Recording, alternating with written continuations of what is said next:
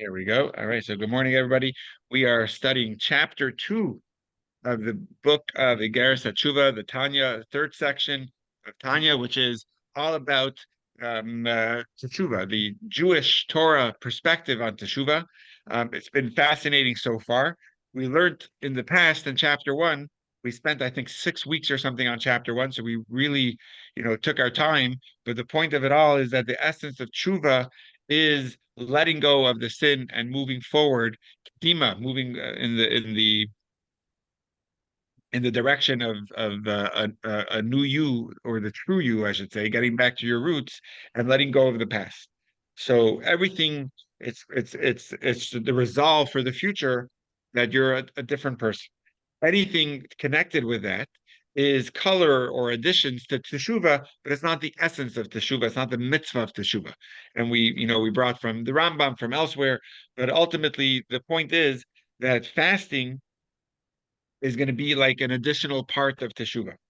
Fasting is not the essence of teshuva, and the Alter Rebbe wanted to make that very clear because at that time people felt, the process of teshuva is so complicated and hard with fasting that it's hard to even know where to start.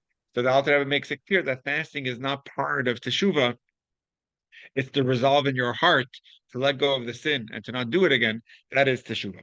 But now we're going to get into the more nitty gritty about fasting. What position does it have, or what role does fasting have in our teshuva process? So we're going to say an additional point in chapter 2 that teshuva is the mitzvah is to let go of the sin and to resolve. But now, if a person, even after they did teshuva, you want to get back in good standing with the king. So for that, fasting helps. So the king could forgive you, but you feel even after the forgiveness, I'm forgiven, but I'm not in the same standing of how I was before. I want to get back in the good grace. Not I won't get punished because I did teshuva, but I want to make sure I'm in the same place as before. So for that, the Alter Rebbe is going to say in chapter 2, that's where fasting could come in. So and so we're going to be dividing two parts of the fasting, but let's see it inside. Okay, so in the book, you're going to be on chapter 2, which is on page 33. In the Kindle, I will share it on my screen in a moment. So here we go. The role of fasting, this is section 1 of chapter 2, a post-atonement gift to God. In the previous chapter, the Tanya discussed the connection between fasting and teshuva, arguing that fasting has either no role at all in teshuva or the mere tertiary, did I say that correctly? Connection of assisting atonement. In this chapter, we will discuss another aspect of fasting, which has a closer secondary connection to teshuva.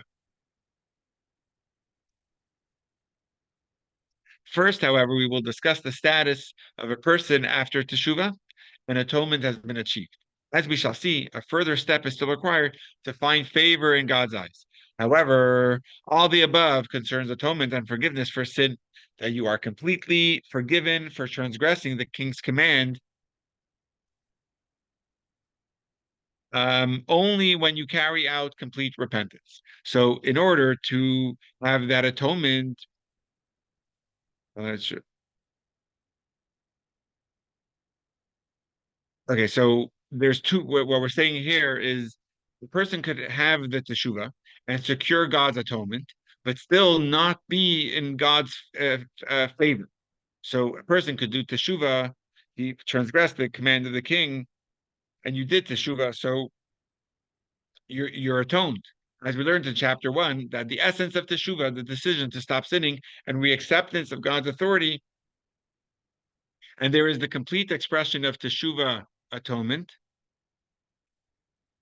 Let's just say good morning we've got Naomi here, and we had good morning, Ron, and good morning, Steve. Okay, great. Good morning, everybody.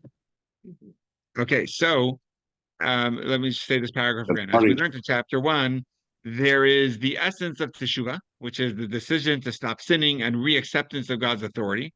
And there is the complete expression of teshuva, atonement, as a result of confession, remorse for the past, asking God for forgiveness, and receiving penitential suffering if necessary. The Tanya speaks here of the stage where atonement is complete.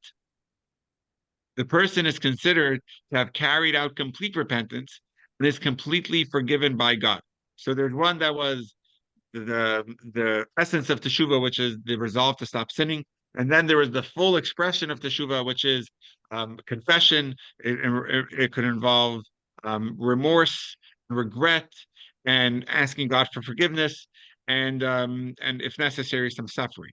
But now, what we're saying is, even after a person has completed the second stage of teshuva, and you have the atonement, there still is, you want to be in God's good favor, and that requires an additional step.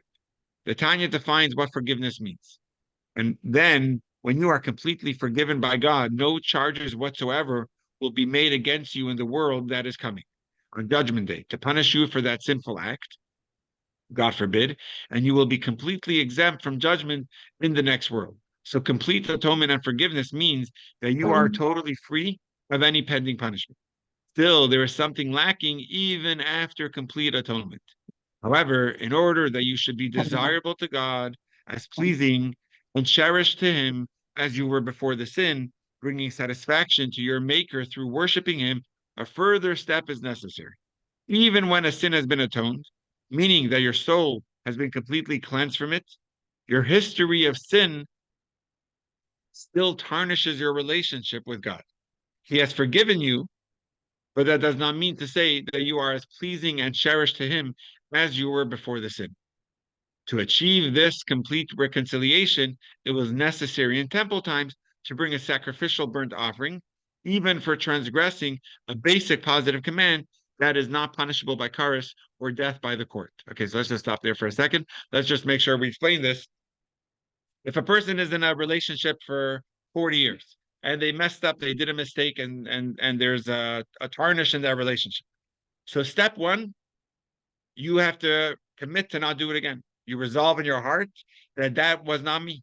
And you take ownership over it, but you say, I'm getting back to my true self. I don't know what came over me. I'm going to resolve in my heart. I'm not doing that again. And then you ask for forgiveness. You communicate with your other half. And so again, it starts in your heart to make sure that you're not going to do it again, to be sincere in it. And then the next step is to be able to secure forgiveness from the person who you hurt. And it may take time, it may take obviously work, but you work on that through communication, which over here we're going to refer to as confession, through regret of the past and a resolve in your heart. But now what we're saying is, even after you were forgiven, you secure the forgiveness, you are atoned. Your spouse forgives you. But even then, there's still something in the relationship, even though you're forgiven, there's still something heavy sitting in the relationship. You want it to be as it was before. So you messed up, you asked for forgiveness, you're forgiven. But what we're saying, good morning, Lynn, but what we're saying is there is another step that we should take in order to be in the standing of how we were before, in the good grace of as if it never even happened.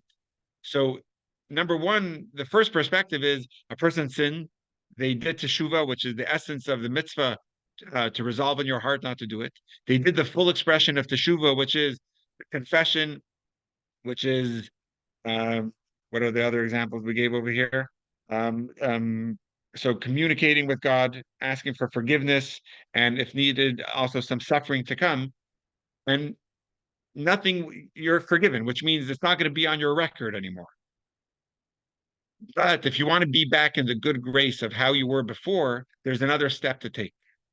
In temple times, that step was offering a carbon, was a sacrificial offering that was brought into the temple. Depending on a person's financial status, it would be anything from a flour and oil offering to an animal offering, depending on the person, depending on the sin. But that was the general thing. It was called a sin offering. And that would bring them back into good grace. Now we don't have the temple and we don't have those offerings, so something has to take the place of that next step. So there's the basics of teshuva, which is the resolve in your heart. There's the full expression of teshuva, which is the confession and other parts to it. But now what we're saying is there's the next step, which is not only to be forgiven and atoned, but it's also to be back in the good grace of how you were before. Like a king that has servants that messed up. One step is to not be punished and to not be killed for going against the king and to be forgiven. But another step is to be put back in your position as if it never even happened before.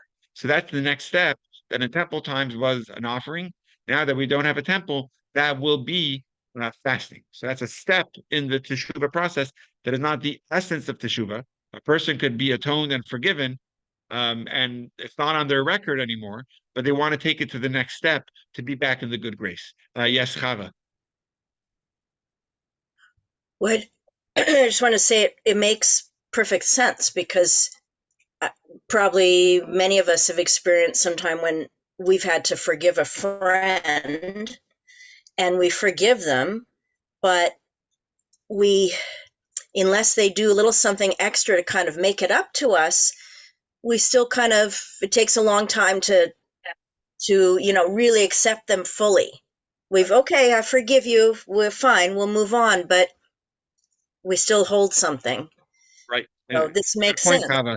And actually, just to add a little bit to what you're saying, and I think we brought this up, when we pulled up the source in the Rambam, what we said is teshuva is to be put back in the same position and not transgress, meaning you're back in the same place with the same temptation, and you hold yourself back.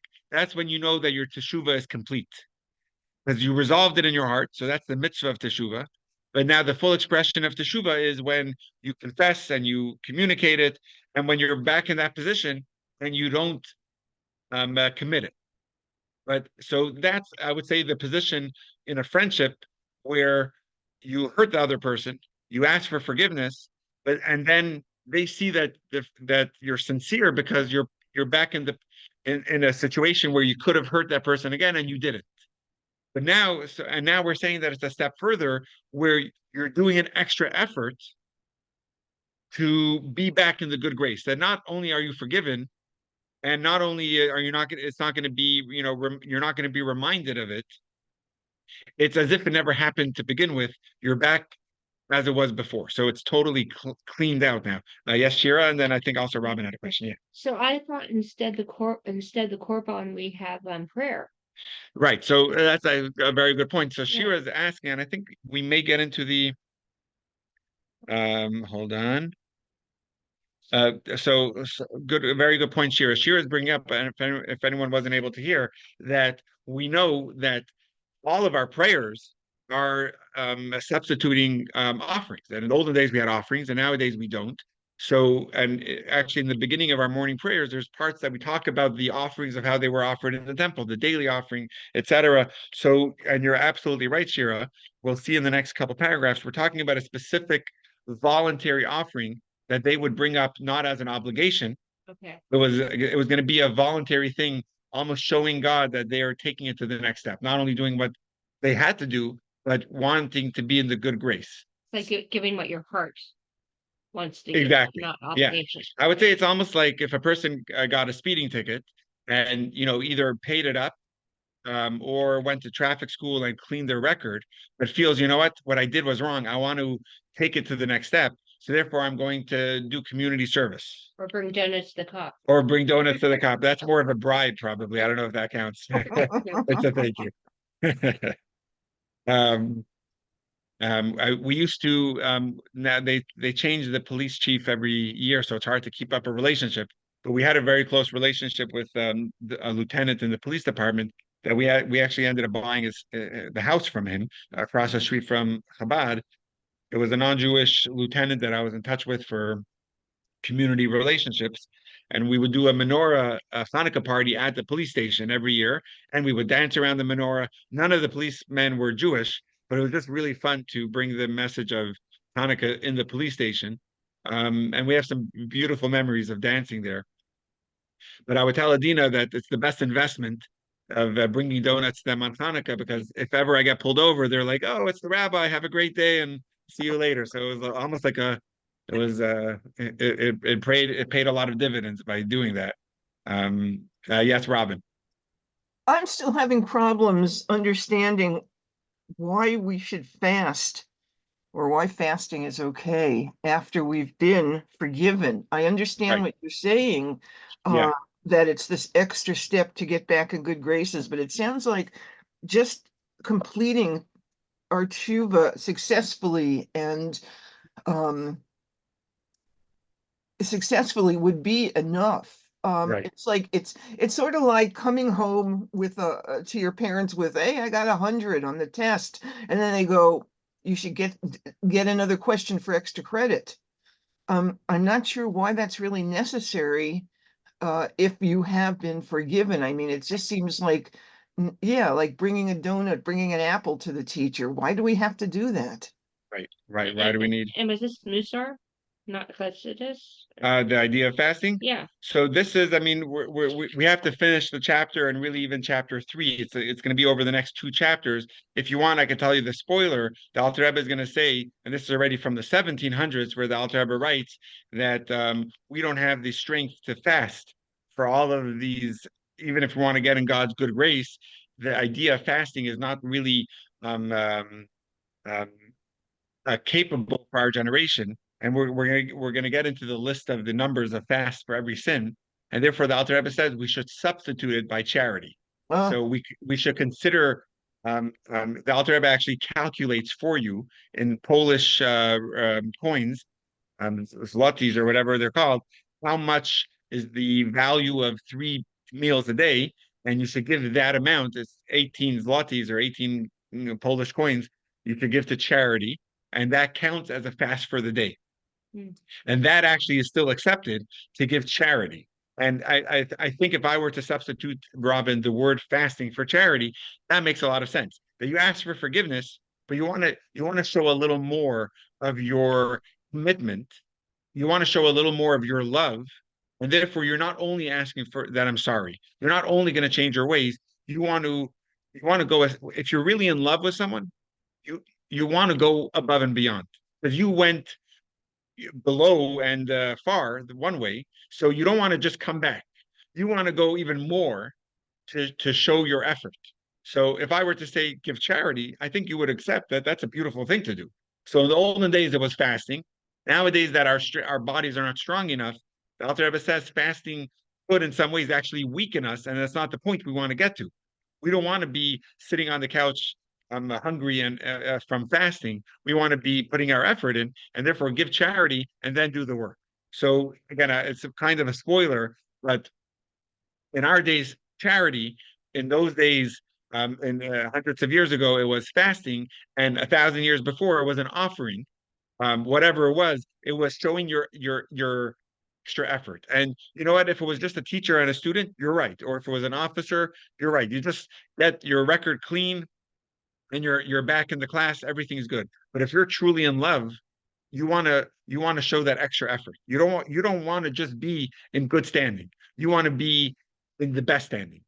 You want to be as close as you possibly can, and that's where the tshuva would take you to the next level. After atonement, you're forgiven, but you want to go to the next level to be as it was before, and that would be fasting, offering, or charity. As we'll get to, I think chapter 3, we'll discuss that point. Yes, Naomi. You're muted, so just unmute yourself. Okay, so this is very interesting about giving charity instead of fasting. Does this apply to the days that we fast? If somebody has trouble fasting on those days, like Yom Kippur or fast? No, charity doesn't do it for those days. Those are still mitzvah So, days, so and that's what, do we still do it for some days? yeah. We still have there's 5 fasts a year. The 17th of Tammuz, Tisha No, B'av I is the big one. understand, but say we have to fast on those days, but what about the days when we used to have to fast, that we don't have to fast? Are we supposed to still give charity on certain days that are equal to 3 meals? Like what do you mean by that? We used to have to fast, but we don't anymore. Like which? Well, you mentioned that there used to be a lot more fasting, but then, it was. For like a personal that sin, we're for not like strong personal. enough to do it these days, Right. so are Yeah, we still yeah. supposed to honor those days by Yes. giving charity, and what days? Yeah, are and they? you could you could start giving charity today, Naomi. We won't stop it, but we should also wait till we get to chapter 3, and we'll see the details of how it works. Where that combination of fasting verse or complementing charity, where it comes in. Hopefully, we'll get to there in a couple of weeks in chapter 3. But it's a fascinating idea. I feel a little bad giving the spoiler, so I don't want to focus too much on the charity part until we get to it. But we will get to it, God willing. Okay, so let's just read a practical lesson, which is on page 34, and then we'll get back into the text. Practical lesson says, complete atonement and forgiveness means that you are totally free of any pending punishment. But even then, your history of sin still tarnishes your relationship with God. That is why in temple times, the burnt offering was brought as a post-atonement gift. So it wasn't even an obligation. We're not talking, as Shira pointed out very well, because we're not talking about something that's obligatory on you. Because if it's an obligation, you're doing it because you have to do it. We're talking about a gift that you go above and beyond. It's not something in a relationship. If you messed it up, of course you have to ask for forgiveness. And of course you have to improve the relationship. And you have to go to therapy or whatever it is that's needed. But then you want to do something that's above and beyond. You want to do something that wasn't even expected, but you were doing it because of your commitment to the relationship and you want to be as it was before. You're not just giving the half shekel. Exactly. Okay, so let's see that inside now. Even when a sin, page 34, I'm sorry, I did not pull up the screen yet. Let's do that. We learned in chapter 1 that do you have that inside, Shira? Yes, bottom of 34. Oh, bottom of 34. There you go. Thank you. We learned in chapter 1 that, oh, did I lose internet? No, we're still here, right? Okay, good. We learned in chapter 1 that for failing to observe a positive command, as soon as a person repents, he is forgiven immediately before he even moves from where he is standing. Nevertheless, we learn here that in temple times, the person would still bring a sacrifice. What is the need for a sacrifice for someone who has already been forgiven for a sin? The Tanya explains that is in order that you should be desirable to God, that's pleasing and cherished to him as you were before the sin. The Tanya will now cite 2 sources to prove A, the requirement to bring a sacrifice even for transgressing a basic positive command that is not punishable by charis or death, and B, the role of the sacrifice in restoring divine favor. Okay, so again, I just want to make something clear. We gave this example in chapter 1. If a person is hurt by a friend and accepts the forgiveness, but just doesn't want to be friends with that person anymore, they learned their lesson and we just part our own ways. We don't want that type of relationship with God, which means even with our forgiveness, we want to be as it was before. We want our relationship is so desirable with God that we don't want to just be on a improved record, or we don't want a clean record. We want as it was before. So that's why we're taking the next step, which is bringing an offering, even for what seems like a minor thing. We would still bring an offering. As our sages expounded in Torah's Kohanim, on the verse, he shall lay his hand on the head of the burnt offering, and it will be accepted for him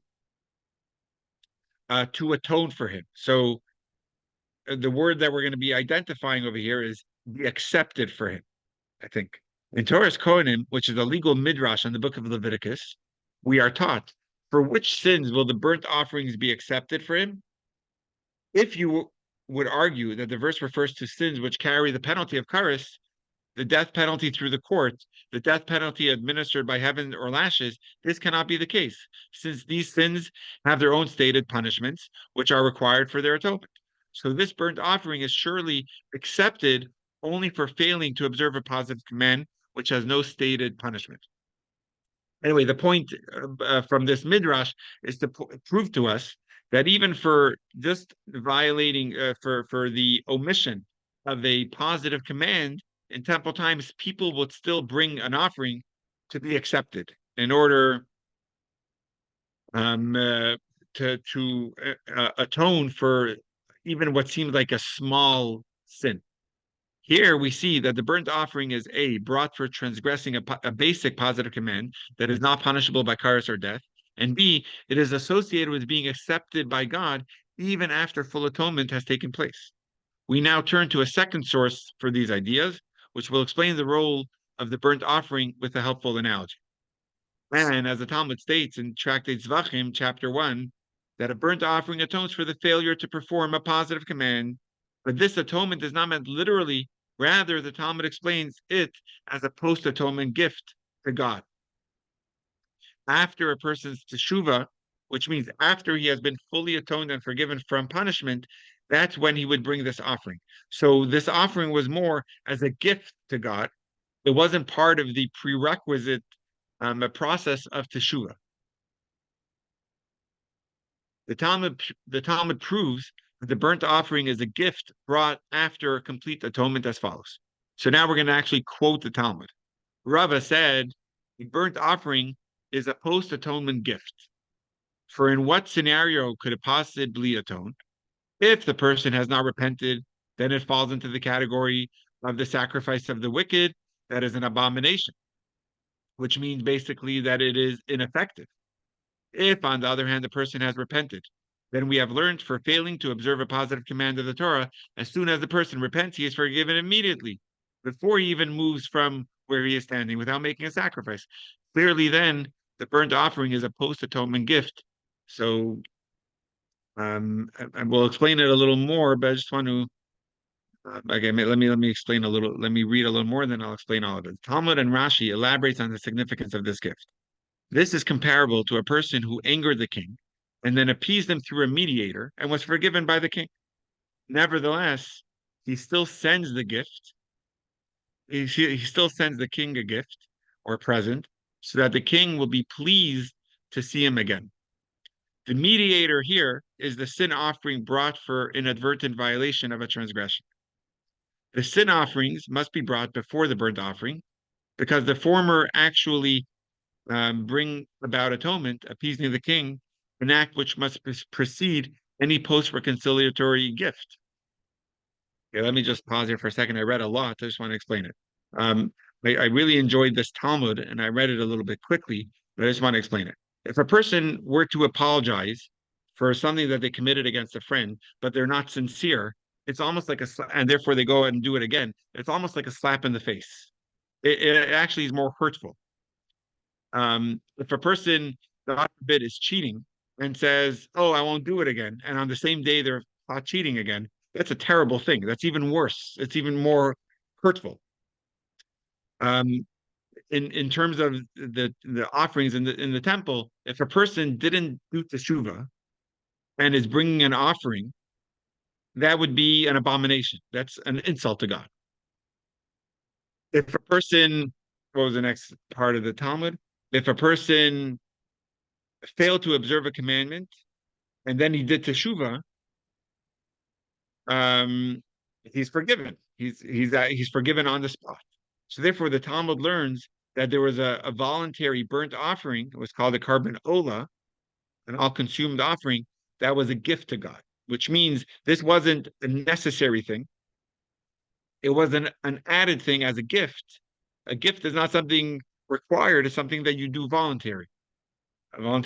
So this offering was a gift in temple times to almost like the example Rashi gives is like a king who gets upset at a servant, and the servant brings in a mediator to get forgiveness. So the forgiveness has taken place, but now even after that, he brings a gift. Even though the king forgave him, he's still bringing a gift as an extra measure. So the mediator would be like the sin offering that he had to bring for part of his process of teshuva. And then, as a gift, post-reconciliatory gift, he brings a burnt offering. Okay, I'm going to share the screen again, but first I'll see, does anyone have any questions on this part? Okay, so let's just read. There's a practical lesson on I have a 36. question. Yeah, sure. Does the person bring both a sin offering and then another gift, or is it just one? So the sin offering was a requirement on certain sins that they, depending on the sin. If a person, for example, did a sin by mistake, they had to bring a much lesser type of offering. It was called a sin offering. If a person did it willfully and purposefully, there was a guilt offering, a different type of sin, a different type of offering. But over here, we're talking about in addition to what was required, the person voluntarily brings up a burnt offering, not as a obligation, but almost as to be like that gift, like the servant brings to be in good standing. Does that make sense? Thank So you. it was a Yeah, separate thank you. offering. Yeah, it was a separate offering. I'm sure they had a lot of a big farm full of cattle. Um, so let's just read that practical lesson and then I'll share the screen again. A post-atonement gift represents a general reconciliation with God, enabling you to appear before the king and satisfy him with your worship. Okay, let's share the screen again.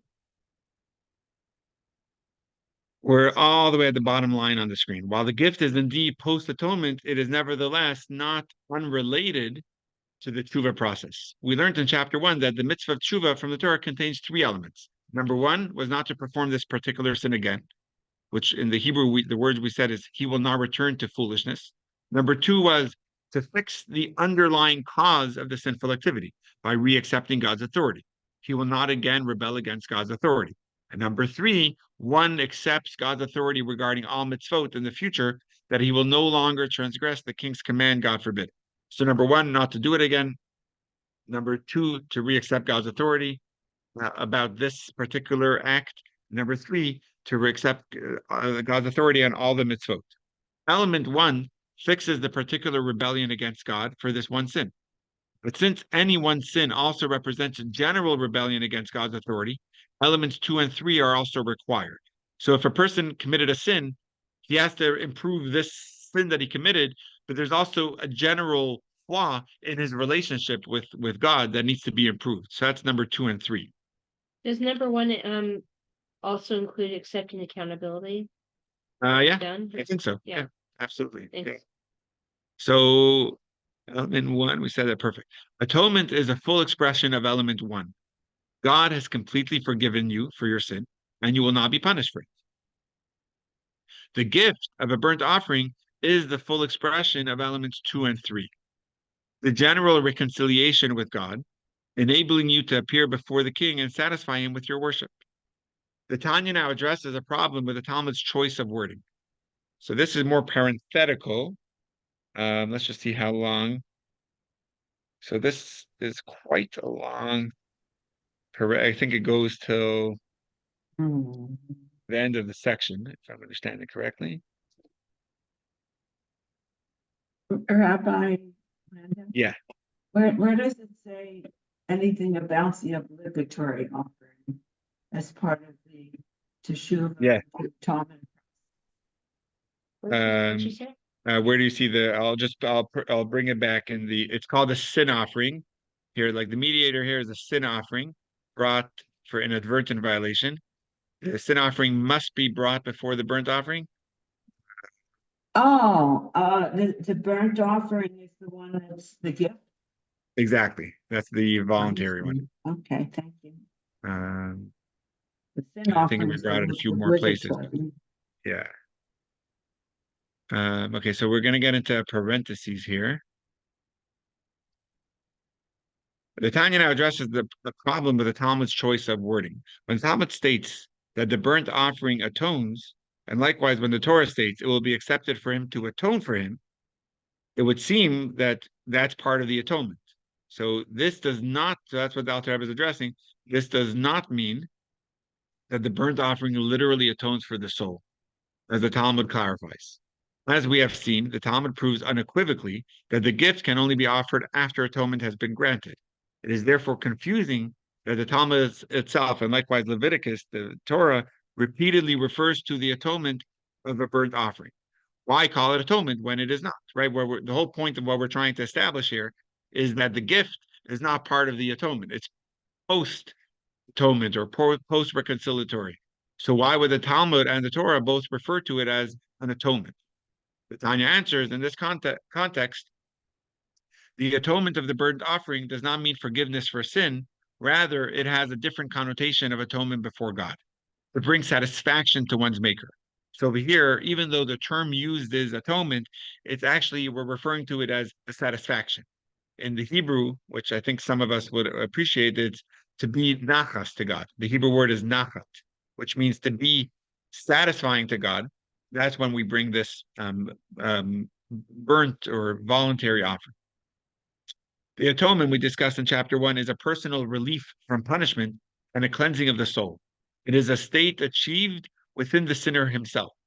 The atonement described here is atonement before God, which means not a personal change, but a restoration of the person's relationship with God. Now he can appear before the king and please him in worship. So it's not, even though it's referred to as an atonement, the difference is it's an atonement before God.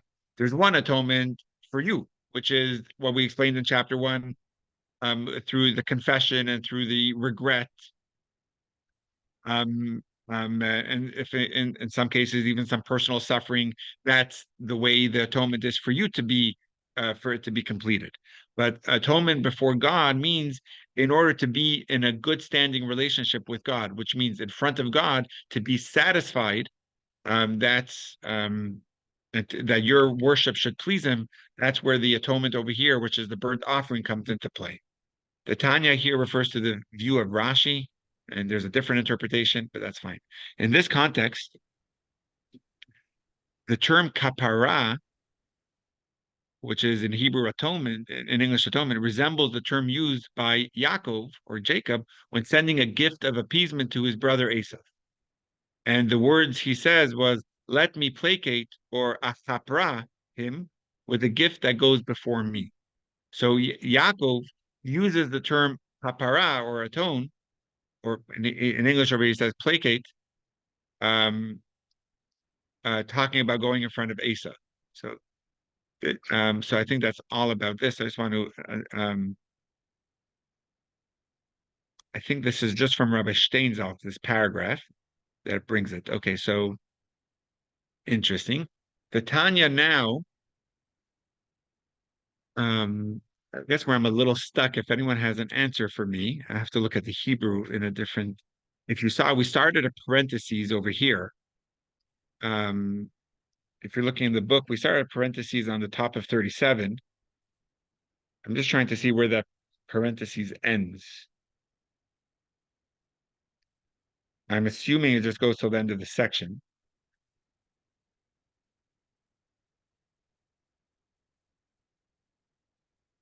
But I can't guarantee. Oh yeah, and in the text at the top, it's much clearer. Yeah, it goes just till the end of the section. Okay.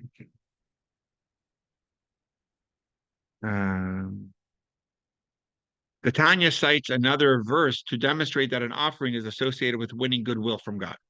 And as the verse states in reference to the peace offering, which is not brought to atone for sins, perfected tamim shall be.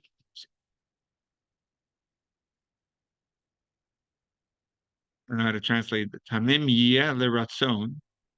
How is he translating it here? Let me see. Could someone read that verse to me in English? How do you translate? How do you read that verse? Perfected shall be. Perfect or perfect, it shall be to be accepted. That's It clear. shall be to be accepted. So why doesn't will be accepted from the? Okay, I'm a little caught off guard from the English translation. Yeah, me too. Perfect. It shall be. Oh, so perfect it shall be, meaning it should be perfect to be accepted. That makes sense. Maybe a comma would be good. So I think the comma, if I were to put a comma, it would be after the word be. Yes. Perfect it shall be, comma, to be accepted. Okay, that's how I would understand it. Would anyone disagree with that? Okay. In the phrase, it will be accepted for him to atone for him, said in reference to the burnt offering, atone for him does not mean atonement from punishment, but rather atonement before God to bring satisfaction to one's maker. The proof of this is that both Leviticus both verses contain the same phrase, be accepted, indicating an identical role. The Tanya's argument is, just as the peace offering is certainly not brought as atonement for sins, that must be true also for the burnt offering. Okay, so this was the parentheses. It was rather long, but the point, let's just not forget the point that we're trying to bring over here, that even after a person does teshuva and receives atonement, there still is another step, which is a gift to be in good standing with the king as it was from before. In temple times, that was through a certain burnt offering that was brought up as a gift, and we brought some proofs for that. But now the next section is where we're going to say, now that we don't have a temple, that's going to be accomplished through fasting. So let's see that inside. Section 2, fast connected with Teshuvah. In the current era, when we do not have the opportunity to give a post-atonement gift to God in the form of a burnt offering, how is the full restoration of our relationship with God achieved after Teshuvah and atonement? The Tanya will argue that fasting can fulfill this role. And now, after the temple's destruction, when we do not have the opportunity to offer sacrifice to elicit favor from God, fasting replaces the sacrifice. In chapter 1, the Tanya presented elaborate proofs that fasting is not an intrinsic part of the Teshuvah process. At the end of the chapter, we learned that fasting can sometimes have a tertiary Teshuvah-related function in assisting with atonement. Here we learn another role of fasting, which is more closely related to the Teshuvah process. After Teshuvah and atonement are complete, fasting can fulfill the role of a post-atonement gift, similar to the burnt offering in temple times. So now we have a better clarity of fasting in relation to Teshuvah, that it's more related to right after atonement is granted, a person will fast in order to be in good standing to repair the relationship of how it was before, similar to the offering in the temple would do after atonement was granted. So that's fasting. The Tanya proves from the Talmud that a fast can substitute for a sacrifice. As the Talmud states, my diminished fat and blood from fasting should be considered as a sacrifice to you, which is such a cool line, right? My diminished fat, which is about less eating, and my diminished blood, which is happening through fasting, that should be as a sacrifice to you. The Talmud relates, so we'll go through the whole story here. When Rav Sheshes would sit fasting after he had prayed, he would say the following: Master of the universe, you know that when the holy temple stood, a person who had sinned would bring an offering of an entire animal. The priest would only offer up its fat and blood, yet that was enough for atonement to be granted to the person. Now I have been sitting and fasting, and so my fat and blood have diminished. May it be pleasing before you that my diminished fat and blood from fasting should be considered as a sacrifice to you on the altar, and may I find favor in your eyes. So that's the full quote of the Talmud. Having clarified the role of the fast as a post-atonement gift, we can explain a number of other statements in the Talmud. So this is where it gets fascinating. We'll talk about different fastings that Talmudic sages would observe. That is why we find that many early and later Talmudic sages would carry out multiple fasts, even for a small matter. A small matter certainly does not require atonement. So the fast carried out by the Talmudic sages could not have been in the context of our discussion at the end of chapter 1 to assist with atonement. And since fasting is not a core element of the Teshuvah process, that cannot have been their motivation either. But now we have clarified that a fast, it acts as a gift to God to become favorable in his eyes after a sin. So now we can understand why this would motivate a person to fast even for a small matter. Again, because it wasn't part of the teshuvah, it was to be in good standing and to restore the relationship to how it was before. So now you'll find some shocking fasts that the sages would do. Let's find them. The Tanya gives us examples of sages who would carry out many fasts, even for a small matter. We are offered 3 examples of minor violations in the areas of thought, speech, and action. So, such as Rabbi Elazar ben Azariah. Is anyone familiar with Elazar ben Azariah? He's famous in the Haggadah. He says, I feel like 70 years old. And he talks about mentioning the exodus of Egypt by day and by night. So he says it's the beginning of the Haggadah. It's before everyone falls asleep. It's still the before we drink the second cup. Anyway, he says like this: such as Rabbi Elazar ben Azai, who permitted a cow to go out on the Shabbat with a strap between its horns, whereas the other sages prohibited it. What's going on? Let's see a little further. On the Shabbat, it is prohibited to carry in the public domain or to use your animal to carry for you. Let's just pause there for a second. Is anyone here familiar with Eruv? Is that a familiar term? Shira saying yes. Yes. Naomi, Robin. Okay, Chava. Okay, cool. We have close to half that is familiar with Eruv. Yeah, I live within an area of I my didn't even know best Oakland has an is Eruv. open. Oh yes, yes. Rabbi Albert. Well, I did not know that. Okay, awesome. Yeah. Um, so an Eruv is to allow people to be able to carry in a public area on the Shabbos. So if you don't have an Eruv, like in Nevada, we don't carry our talis to shul, we don't carry things to shul, whatever it is, we don't carry on Shabbos. Um, now, if it's things that we wear, then you could carry it. So a hat is not carrying. You could actually wear your talis, and it's considered a garment. Okay, so that's one thing. Another thing is that when the Torah commands us to observe Shabbos, we're actually also commanded for our animals to observe Shabbos also. So they don't have to go to shul and pray and listen to the Torah reading, but animals also shouldn't work on the Shabbos. So actually, that's in the Ten Commandments. It says you to remember the day of Shabbat to rest. You, your sons, your daughters, your servants, and your animals. We actually say that term in the Kiddush. The Hemtecha is your animals should also rest from work. So we actually don't work on Shabbos, not only us, but neither are workers.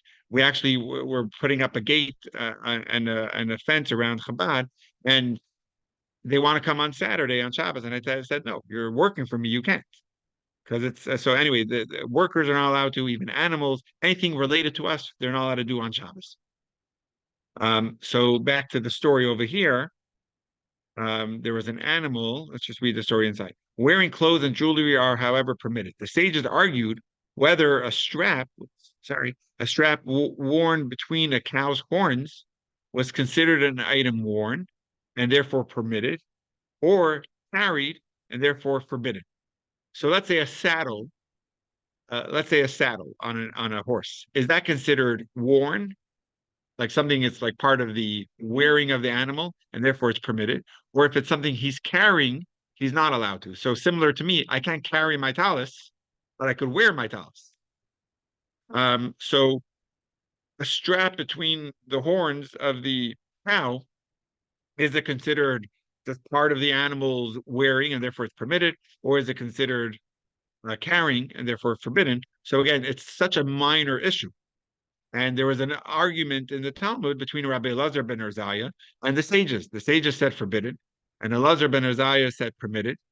The halacha follows the sages, and he saw it happening, and he didn't protest it. So he fasted as a result of such a minor thing. Elazar ben Urzaya deemed it to be acceptable, whereas the other sages did not. On one occasion, Rabbi Elazar ben Urzaya's neighbor's plow went out carrying a strap, and Rabbi Elazar ben Urzaya did not protest. And for failing to support his colleague's position, which was the halacha, Rabbi Elazar ben Urzaya fasted until his teeth went black. It is a mitzvah to protest your friend's sinful behavior. Tav, I love your emoji sets. But what do you do in a situation where you don't consider the behavior to be sinful, but others do? Rabbi Elazar ben Urzaya ruled that his neighbor's cow wasn't violating the Shabbos, and therefore did not protest. Later, he realized he had committed another oversight, that of failing to support his colleague's position, and therefore he fasted. This is a small matter, since according to Rabbi Elazar ben Urzaya, no Shabbat violation had actually occurred. So this is actually good for me to read this paragraph, because I didn't, just from reading the Hebrew, I didn't know this part of the story. It wasn't even that he was going against the halacha, it was that he wasn't supporting his friend's positions. So if I'm understanding correctly now, let's just go through the story again. The Tanya is elaborating on it in order to show us just how minor of an infraction it was. So the minor infraction wasn't that the animal was carrying on Shabbos, because according to Rabbi Elazar ben Urzaya, the animal was allowed to wear that strap because it wasn't considered carrying. But Rabbi Elazar ben Urzaya saw the neighbor the neighbor's animal and didn't protest, which um, um, which wasn't supporting his colleague's position. And for failing to support his colleague's position, that's why he fasted. So it's a minor infraction, and not even an infraction. I guess it's a minor matter, he's saying. Um, and yet he still fasted. So this wasn't a fast as a teshuva. This wasn't a fast as atonement. This was a fast to be in good standing, to repair anything. I think that's going to be the point. So was Rabbi Yeshua with Hillel? Rabbi Elazar ben Uzziah, you mean? Yeah. It says likewise Rabbi. The next one? Yeah. So yeah, we didn't get to that one yet, but Sorry. no problem. So the next one is, let's just read the next one, then we could answer that question. Okay. The Tanya now cites two more examples of sages who fasted over a small matter. Likewise, Rabbi Yeshua, who said, I am ashamed of your words, school of Shammai, fasted until his teeth went black. So I guess it was they probably didn't brush their teeth a lot back then. Mhm. I don't know if it was just an expression or if it really happened, but I wish they had teeth whitening. Let's see. So Shira was asking, uh, was Rabbi Yeshua taking the position of Beis Hillel? And I'm assuming yes, but I don't know. And Rav Huna, after finding his tefillin strap had flipped over, fasted 40 times. So these are the emphasis over here is these were unnecessary, as there was no teshuva that was needed for these, and yet they fasted. The tefillin straps are painted black on one side, which must be kept facing outwards. Clearly, such an oversight is a very small violation of the law. And there are many other examples, and look in other places. Practically speaking, how many fasts are we to carry out nowadays as a post-atonement gift to God in place of the burnt offering? So we're going to be ending with this, last few paragraphs, but don't tell me next week that you ended up fasting these amounts for different sins, because we're going to learn in chapter 3 that we substituted with charity. So let's just continue. And really, we don't even do all these fasts. So again, we'll have to get the full story before we could analyze it. But let's continue. This is the Tanya cites a precedent from the writings of the 16th century Kabbalist, Rabbi Yitzchak Luria. So he was known as the Arizal, one of the most famous Kabbalists. And last March, Naomi, did you come with us when we visited Tzfat, where he lived? We were together, right, Shira? Yes. So anyway, he's buried right there, and he says like this: on this foundation, that on this foundation, that fasting is a substitute for the post-atonement gift of a burnt offering. The Arizal would advise his students, based on Kabbalah, a specific number of fasts for various different sins. By stressing that these are Arizal's teachings to his students based on Kabbalah, the Tanya appears at first glance to have rendered this practice irrelevant to its readership. Arizal taught an elite group of elevated mystics whose piety and mystical consciousness far outstripped the average reader to whom the Tanya was pitched. So, what was the author's intention here? That's a good question. If this is between the Arizal and his students, why would the Tanya include the details of the fasting in our discussion when it's irrelevant to us? So the Tanya was troubled by a problem arising from our above discussion, that fasting acts as a post-atonement gift to God in place of the burnt offering. What was the problem? It is true that this principle is firmly based on the Talmud's teachings in tractates Vachim and Brachos, as we have established. But why is there no mention of this idea in the later legal codes, in Rambam's legal writings, or in the Shulchan Aruch? So these fasting we see from the times of the Talmud, but the strap that went over, etc. But it's not brought in Jewish law to fast on these minor violations. Responding to this concern, the Tanya cites on this foundation that Arizal would advise the students based on Kabbalah. On this foundation, meaning to say that the basic foundation of this practice is found in the tractates Vachim and Brachos, but it was never expanded upon by the codes, meaning in the Shulchan Aruch, because its practical application is based on Kabbalah. In stressing that this was something Arizal would advise his students based on Kabbalah, the Tanya does not wish to imply that this information is not relevant to us. Rather, the author is offering us his explanation as to why these facts have taken so long to reach mainstream awareness. So that's based on the Rebbe's teachings, explaining that line of the Tanya, that you don't find these things in the code of Jewish law because it was from the times of the Talmud, not from a halachic standpoint. It was more based on a Kabbalah standpoint. And therefore, it took a lot longer till it was mainstream, which was brought about by the Arizal. The Arizal advised this scheme of fasts, even for sins which were not punishable by kares or the death penalty, since they were not intended to achieve atonement, but as a post-atonement gift, similar to the burnt offering in temple times. The Tanya offers some examples of Arizal's advice. Okay, so we'll end with this, but I just wanted to get through some of the fasts.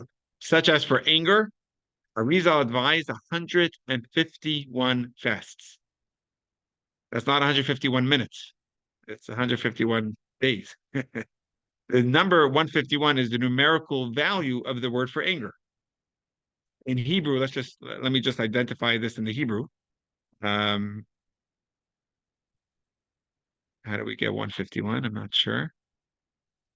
Oh, here we go. In Hebrew, okay, there we go. That's why it's 151. In Hebrew, the spelled kaf, which is 20, ayin is 70, and samach is 60, which is 150. But then you add one for the value of the word itself. So let's just go back to the word. In Hebrew, the term is ka'as, which is a kaf, ayin, samach. Together, that's 150. And then you add one more for good measure, and you get 151. Arizal would advise such a schedule of fasts, even for transgressing a minor rabbinic law, such as for consuming rabbinically forbidden wine, was 73 fasts. Why 73? The number 73 is the numerical value of the word for wine. In Hebrew, yayin. In Hebrew, yud, and a nun, plus one for each letter of the word. Wow. So that's 73.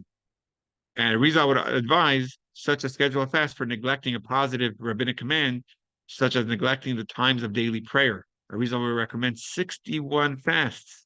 The number 61 is the numerical value of the word ani in Hebrew, spelled aleph, nun, and yud. Aleph is 1, nun is 50. In the Kabbalah, the word ani hints to malchus, which is the divine feminine, which is the energy of prayer. Okay, so we'll stop with this.